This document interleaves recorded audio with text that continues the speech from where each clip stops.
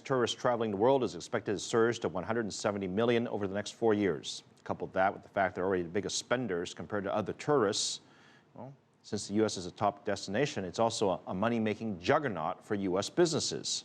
For more on the impact, I spoke to Evan Saunders, CEO of Attract China, and asked him what Chinese tourists look for when visiting the U.S. Millions of Chinese are coming to America each year. In fact, they'll be the #1 overseas visitor to America by 2018, spending literally tens, $20 billion here. But they're hungry for new experiences in all of these cities they're coming to. You know, they've done the traditional sites before, they've seen all of the mainstays, but they're really looking for something unique, as well as they often don't know a lot about each of the cities that they're going to. They may know about a city like Boston or a city like Seattle being either historic or have seafood in them, but they might not know about the shopping that's available throughout each of these cities, as well as destinations throughout America. So Attract China is really all about connecting Chinese with these fantastic experiences that they might not know about already.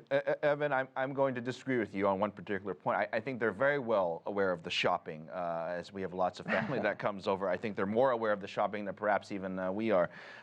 But in all seriousness, besides the shopping and the basic tourism things people do when they come to the United States, is there perhaps another reason they come to the U.S.? Is it an experience? Is it cultural? I mean, that's something that obviously you can't get in any other parts of the world, right?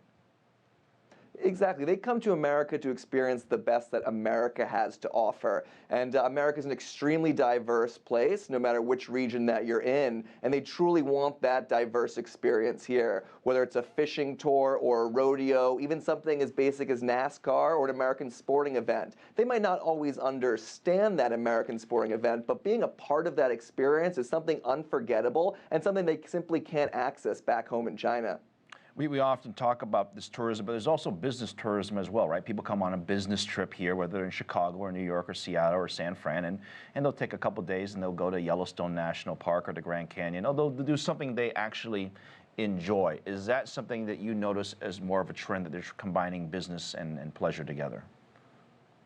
Absolutely, we've seen that trend increase, especially with the increase of nonstop flights from China to America, especially from those Tier 2 cities in China to even what we'd call as Tier 2 cities in America. We've seen this extension. We've also seen a very big pull from the students going to university over here, bringing their families and friends with them, sometimes for over a week, 2, even 3 weeks during the summer months. So oftentimes there's reasons that they travel to America originally, and then there are additional reasons why they stay to experience more of what they see here. But you can almost guarantee that if a Chinese person's visiting one city in America, they're going to be visiting at least 2, if not 3 or 4 cities during their trip here. One of the biggest things and biggest announcements that's taken place in the past year is this 10-year visa, and it's reciprocal because it's both Americans visiting China and also Chinese visitors visiting America.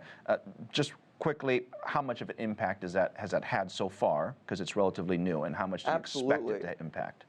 It has a massive impact on tourism, but it's important we look at the 2 different types of tourists coming over from China to America. We have both group tourists as well as independent Chinese travelers. About 10 years ago, it was close to about 5 to 10% of all tourists coming from China to America were independent. Fast forward to today, and close to 70% of the Chinese coming from China to America are independent. And they're the ones that are thrilled to be able to take advantage of this 10-year multiple entry visa to America. The group tourists, oftentimes it's their first time to America. It might be their last time to America. It's really those independent Chinese travelers who are now going to cities like a Seattle, like a San Jose or San Francisco, and thinking to themselves, I can come back again. I'm almost guaranteed the ability to be able to come back. And therefore, they're spending more time in each city as opposed to about 10 years ago when it was close to 24, even 36 hours in each city. So the length of stay and thus the taxable revenue that each city can receive from this is a huge boon. You ready to have some fun here, Evan? Let's have some fun. I've got 1 week. I'm going to visit America. Give me 7 days. What do I do?